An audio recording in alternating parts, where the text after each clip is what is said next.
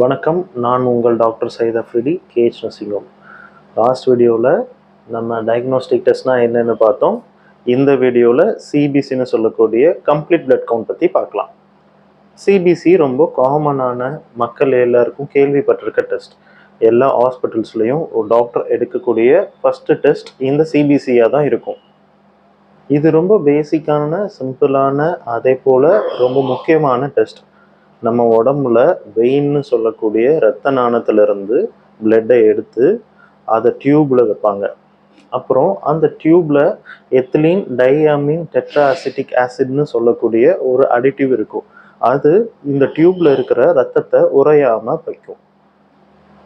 So அதை லேபில் test பண்ணி வேல்யூஸ் கொடுப்பாங்க. இப்போ யாருக்கெல்லாம் இந்த சிபிசி எடுப்பாங்க அப்படின்றத நம்ம பார்க்கலாம். டாக்டர், எனக்கு 3 days ஃபீவர் இருக்குது, அதே மாதிரி எனக்கு அடிக்கடி டயரியா ஆகுது டாக்டர், ரொம்ப நீண்ட நாளாக கோல்டு காஃப் இருக்குது, காஃப் கோல்டு சரியே ஆக மாட்டேங்குது, அதே மாதிரி டயர்டாக இருக்குது, எந்த வேலையும் செய்கிறதுக்கு பிடிக்கல, அதுக்கப்புறம் தலை சுத்தல் இருக்குது, ஹார்ட் பீட் அதிகமாக இருக்குது, படபடப்பு இருக்குது, அப்புறம் எனக்கு தோல் ரொம்ப வெளிரி போயிருக்கு, வெளிரிய தோல் கொண்டவங்க, நிணநீர் வீக்கம் கொண்டவங்க, லிம்ஃப் நோட் ஸ்வெல்லிங் உள்ளவங்க இந்த டெஸ்ட் எடுக்கலாம். பிளட்ல பார்த்தீங்கன்னா 4 வகையான செல் இருக்கு. எரித்ரோசைட்ஸ்னு சொல்லக்கூடிய ஆர்பிசிஸ், ரெட் பிளட் செல்ஸ், லியூகோசைட்ஸ்னு சொல்லக்கூடிய டபிள்யூபிசிஸ், ஒயிட் பிளட் செல்ஸ், பிளேட்லெட்ஸ், தட்டணுக்கள், அப்புறம் பிளாஸ்மா இருக்கு. ஸோ ஃபர்ஸ்ட் நம்ம ஆர்பிசி பற்றி பார்க்கலாம். ஆர்பிசிக்கு கீழே ஹீமோகுளோபின், ஹெமோட்டோக்ரிட், மீன் கார்பசெல்லார் வால்யூம் எம்சிவி, மீன் corpuscular haemoglobin MCh, mean corpuscular haemoglobin concentration MCHC வருது. ஸோ இப்போ நம்ம ஆர்பிசியோட வேல்யூஸ் என்னன்னு பார்க்கலாம். மொத்தம் உடம்புல எவ்வளோ இருக்குன்னு பார்க்கலாம். 4.5 to 6.5 மில்லி கியூபிக் மில்லிமீட்டர் வரைக்கும் இருக்குது. ஹீமோகுளோபின்ன்றது பார்த்தீங்கன்னா அது ஒரு ப்ரோட்டீன். அதுல அயன் நிறைஞ்சிருக்கும். ஸோ இந்த அயன் நம்ம ஆக்சிஜனை பிளட்ல, உடம்புல மற்ற செல்களுக்கும் பார்ட்ஸுக்கும் கொண்டு போகும். ஸோ இப்போ ஹீமோகுளோபின்ஸோட வேல்யூ பார்த்தீங்கன்னா ஃபீமேலுக்கு 12 to 16 கிராம் பர் டெசிலிட்டர் இருக்கும், மேலுக்கு 13 to 18 கிராம் பர் டெசிலிட்டர் இருக்கும். அதே மாதிரி ஹெமோட்டோக்ரிட்ன்றது பிளட்ல இருக்கக்கூடிய பெர்சன்டேஜ் ஆஃப் ஆர்பிசி, அதாவது பிளட்ல மொத்தம் ஆர்பிசி எவ்வளோ இருக்குது அதோட பர்சன்டேஜ் தான் இந்த ஹீமோட்டோக்ரிட். ஸோ இது 40 to 52% ஃபார் மென்னும் 37 to 48% ஃபார் உமனும் இருக்கும். Mean corpuscular volume 78 to 94 cubic microns இருக்கும். MCH mean corpuscular haemoglobin 26 to 32 micrograms இருக்கும். MCHC mean corpuscular haemoglobin concentration 32 to 36% வரைக்கும் இருக்கும். ஸோ இப்போ ஆர்பிசி உடம்புல கம்மியாச்சுன்னா என்னன்னு சொல்லுவாங்க, அது பேர் அனிமியான்னு சொல்லுவாங்க. அதே ஆர்பிசி நம்ம உடம்புல அதிகமாக இருக்குது அப்படின்னா பாலிசைத்தீமியான்னு சொல்லுவாங்க. ஸோ இப்போ ஆர்பிசி குறைவாக இருக்கிற அனிமியா பற்றி பேசலாம். ஸோ அனிமியா வர்றதுக்கான காரணம் என்ன, ஸோ எந்த நோய்கள் எல்லாம் அனிமியா வரும்ன்றதை நம்ம இப்போ பார்க்கலாம். ஸோ அனிமியா வர்றதுக்கு iron deficiency, bleeding, malnutrition, sickle cell anaemia disease and menstruation, இந்த டைம்லலாம் ஆர்பிசி கம்மியாக இருக்கும். ஸோ அனிமியா தென்படும். அதே பாலிசைத்தீமியா எப்போ வருதுன்னு பார்க்கலாம். Dehydration, tumours, bone marrow stimulation, Cushing syndrome and chronic ஹைபாக்சியாலெல்லாம் ஆர்பிசிஸ் அதிகமாக இருக்கும். ஸோ இப்போ அடுத்து நம்ம பார்க்க போகிறது டபிள்யூபிசிஸ், ஒயிட் பிளட் செல்ஸ். ஸோ இந்த ஒயிட் பிளட் செல்ஸில் மொத்தம் பார்த்தீங்கன்னா 5 டைப் இருக்குது.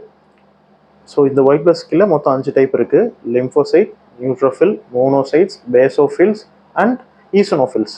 இது ஒன்றும் ஒவ்வொரு விதமான நம்ம உடம்புல ஏற்படக்கூடிய பிரச்சனைகளை எடுத்துக்காட்டும். ஸோ உடம்புல லிம்போசைட் அதிகமாக இருந்ததுன்னா அது வைரல் இன்ஃபெக்ஷனுக்கான அறிகுறி. அதே நியூட்ரோஃபில்ஸ் அதிகமாக இருந்ததுன்னா பாக்டீரியல் இன்ஃபெக்ஷனாக இருக்கலாம். ஈசனோஃபில் அதிகமாக இருக்குன்னா உடம்புல அலர்ஜி சிம்டம்ஸ் அதிகமாக இருந்ததுன்னா ஈசனோஃபில் அதிகமாக இருக்கும். மோனோசைட்ஸும் பேசோஃபிலும் வந்து அந்த அளவுக்கு இம்பார்ட்டன்ஸ் இல்லை. இப்போ உடம்புல ஏதாவது ஒரு பிரச்சனை இருந்ததுன்னா ஒரு இன்ஃப்ளமேட்டரி ரெஸ்பான்ஸ்க்காக அது அதிகமாக இருக்கலாம். டபிள்யூபிசியோட வேல்யூ பார்த்தீங்கன்னா ஓவராலாக உடம்புல 4000 to 11,000 இருக்கும். அதில் லிம்போசைட்ஸ் வந்து பெர்சன்டேஜ் அளவில் கணக்கு பண்ணுவாங்க. லிம்போசைட்ஸ்க்கு இப்போ பார்த்தீங்கன்னா 20 to 40% வரைக்கும் இருக்கும். நியூட்ரோஃபில்ஸ் 40 to 70% வரைக்கும் இருக்கும். அதே மாதிரி மோனோசைட்ஸ் வந்து பார்த்தீங்கன்னா 0 to 10% வரைக்கும். பேசோஃபில்ஸ் வந்து 0 to 2% வரைக்கும் இருக்கும். அதுக்கப்புறம் ஈசனோஃபில்ஸ் வந்து பார்த்தீங்கன்னா 2 to 6% வரைக்கும் இருக்கும். டபிள்யூபிசி நம்ம உடம்புல கம்மியாக இருந்துச்சுன்னா அதை வந்து லியூகோபீனியான்னு சொல்லுவாங்க. டபிள்யூபிசி அதிகமாக இருந்ததுன்னா லியூகோசைட்டோசிஸ்ன்னு சொல்லுவாங்க. இப்போ லியூகோபீனியானா எங்கெல்லாம் இருக்கலாம்னா கேன்சர், கீமோ ரேடியேஷனில் இருக்கிறவங்க, அப்புறம் கேன்சருக்கான ட்ரக்ஸ் எடுத்துகிட்டு இருக்கவங்க, அதாவது இன்டர்ஃபெரான்ஸ் எடுத்துகிட்டு இருக்கவங்க, அப்புறம் விட்டமின் B12 ஃபோலேட் டெஃபிஷியன்சி இருக்கிறவங்க. ஸோ இவங்களுக்கெல்லாம் வந்து இந்த லியூகோபீனியா இருக்கலாம், அதாவது டபிள்யூபிசி கம்மியாக இருக்கலாம். இப்போ டபிள்யூபிசி அதிகமாக இருக்கிறவங்க பார்த்தீங்கன்னா லியூகோசைட்டோசிஸ்ன்னு சொல்லுவாங்க. ஸோ அந்த லியூகோசைட்டோசிஸ் வந்து எங்கெல்லாம் இருக்கலாம்னா ஸ்ட்ரெஸ் அதிகமாக இருக்குது, இல்லை இன்ஃபெக்ஷன் அதிகமாக இருக்குது, இல்லைன்னா நிறைய ஸ்டீராய்ட்ஸ் எடுத்துகிட்டு இருக்கவங்க, அதுக்கப்புறம் ஸ்ப்ளினெக்டமி பண்ணவங்க, அதாவது மண்ணீரல் வந்து ஆப்ரேஷன் பண்ணவங்க, இவங்களுக்கெல்லாம் வந்து லியூகோசைட்டோசிஸ் இருக்கலாம். அடுத்து நம்ம உடம்புல நோய் எதிர்ப்பு சக்தி கம்மியாக இருக்கிறவங்க, ஆட்டோ இம்யூன் டிசீசஸ் உள்ளவங்க, ரூபஸ், அப்புறம் முடக்குவாதம், ரூமட்டாய்டு ஆர்த்ரைட்டிஸ், இவங்களுக்கெல்லாம் வந்து பார்த்தீங்கன்னா உடம்புல டபிள்யூபிசிஸ் வந்து அதிகமாக இருக்கும். ஸோ இப்போ நம்ம அடுத்து பிளேட்லெட் பற்றி பார்க்கலாம். நான் முன்ன சொன்ன மாதிரி பிளேட்லெட் வந்து நம்ம உடம்புல 1.4 to 4 lakhs வரைக்கும் இருந்தால் நார்மல்னு சொல்லுவோம். பிளேட்லெட் எந்தெந்த பிரச்சனைகள்லாம் கம்மியாக இருக்குன்றதை நம்ம பார்க்கலாம். இப்போது த்ராம்போசைட்டோபினியா, போன் மேரோ டிஸார்டர்ஸ், அதுக்கப்புறம் வந்து பார்த்திங்கன்னா டிசெமினேட்டட் இன்ட்ராவாஸ்குலர் கோஆகுலேஷனில், அதுக்கப்புறம் இன்க்ரீஸ் பிளேட்லெட் சிக்வஸ்ட்ரேஷன், அப்புறம் ஒரு சில ட்ரக்ஸ் சாப்பிட்றவங்க இருக்கலாம், அப்புறம் போஸ்ட் டிரான்ஸ்ஃபியூஷன் டெஃபியூஷனில் இருக்கலாம். ஸோ இந்த மாதிரி பிரச்சனைகள் எல்லாம் பிளேட்லெட் வந்து கம்மியாக இருக்கும். ஸோ பிளேட்லெட் எங்கெல்லாம் அதிகமாக இருக்குன்னா polycythaemia rubra vera, myeloproliferative disorder, chronic inflammatory disorder, iron deficiency அனிமியாவில் கூட உங்களுக்கு வந்து பிளேட்லெட் அதிகமாக இருக்கலாம். அப்புறம் ஸ்ப்ளினெக்டமி, அப்புறம் ஹைப்போஸ்ப்ளினிசமில் கூட உங்களுக்கு வந்து பிளேட்லெட் வந்து அதிகமாக இருக்கலாம். அதுக்கப்புறம் முக்கியமாக இந்த டெங்கு இருக்கிறவங்களுக்கு வந்து உடம்புல பிளேட்லெட் கம்மியாக இருக்கும். ஸோ அவங்களுக்கெல்லாம் வந்து இந்த பிளேட்லெட் கம்மியாக இருக்கிறதுனால பல் ஈறுகளில் இருந்தோ இல்லை உடம்புல நரம்பு உள்ள ரத்த நாணத்தில் இருந்தோ ப்ளீடிங் வர்றதுக்கான சான்சஸ் இருக்குது. ஸோ அதுக்காக தான் உடம்புல வந்து எங்கேயும் ரெட் கலர் ஸ்பாட்ஸ் இருக்கா, பல்ல வந்து ப்ளீடிங் இருக்கான்றது பார்ப்பாங்க, அப்புறம் வயிறு வலி இருக்கான்றதுக்குமே அதுக்காக தான் கேட்குறாங்க. ஸோ இன்னைக்கு நம்ம அவ்வளோதான், இந்த சிபிசி பற்றி எல்லாமே பார்த்துட்டோம். ஸோ இந்த சிபிசி வந்து இனி புரியலை, கஷ்டமாக இருக்குது, இதில் என்ன பார்க்கணும், ஏன் இதெல்லாம் எடுக்க சொல்கிறாங்க அப்படின்றது தெரியாமல் நமக்கு இருந்திருக்கும். ஆனால் இந்த வீடியோக்கு அப்புறமா நமக்கு வந்து ஒரு நல்ல கிளாரிட்டி அண்ட் ஒரு நாலேஜ் வந்து வந்திருக்கும்.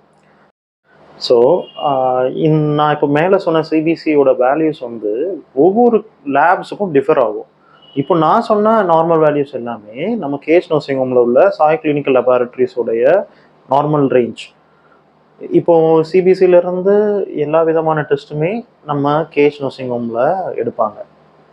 ஸோ இனி இதே மாதிரி நெக்ஸ்ட் வீடியோவில் இன்னொரு விதமான ஒரு லேப் டெஸ்ட்டோடு நாங்கள் வந்து பார்க்குறேன். தேங்க்யூ.